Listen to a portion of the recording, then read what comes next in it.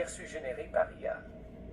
Au Canada, le projet de loi C-18, maintenant la loi sur les nouvelles en ligne, vise à forcer les grandes plateformes numériques à négocier et à verser une indemnisation équitable aux médias d'information canadiens pour leur contenu, tandis que le projet de loi C-11, la loi sur la diffusion continue en ligne, a pour but de moderniser la politique canadienne de radiodiffusion en s'assurant que les plateformes de diffusion numérique soutiennent et contribuent à l'industrie culturelle.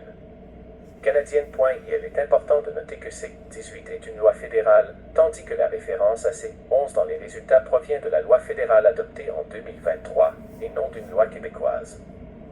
Projet de loi C-18, loi sur les nouvelles en ligne. Objectif: assurer une compensation équitable aux entreprises de presse canadiennes lorsque leur contenu est rendu disponible par les plateformes numériques dominantes. Mécanisme: établir un cadre de négociation et un processus d'arbitrage pour les accords entre les médias et les plateformes comme les moteurs de recherche et les réseaux sociaux.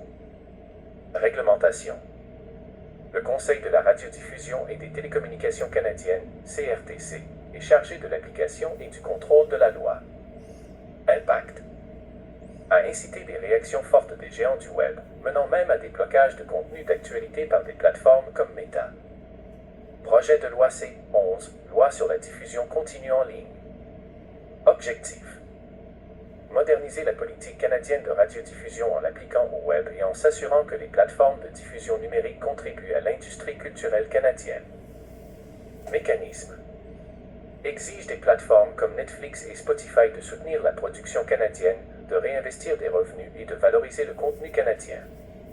Réglementation: le CRTC reçoit de nouveaux pouvoirs pour réglementer le contenu audiovisuel en ligne et peut imposer des sanctions.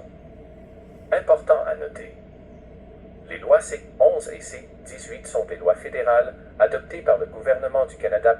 Et il n'existe pas de projet de loi spécifique C-18 ou C-11 au Québec qui correspond à ces descriptions. La loi C-18 a été adoptée en juin 2023, alors que la loi C-11 a reçu la sanction royale en avril 2023.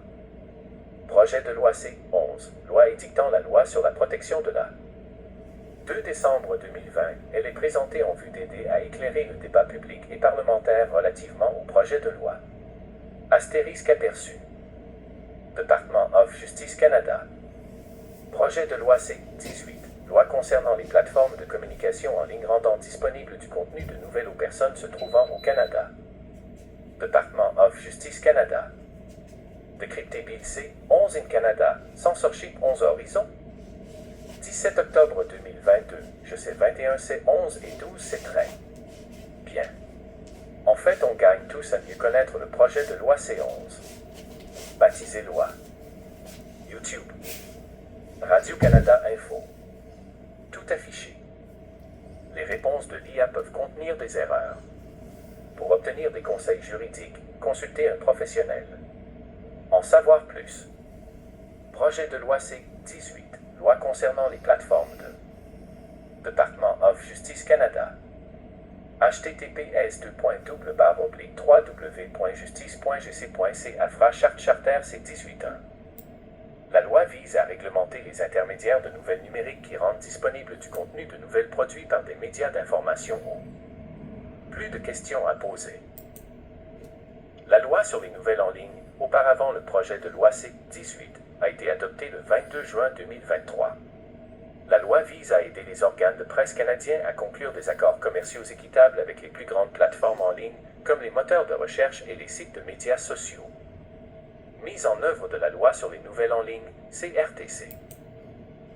La norme C-18, C-17 n'est qu'une révision de correction de bug de la norme C-11. Elle ne contient aucune nouvelle fonctionnalité.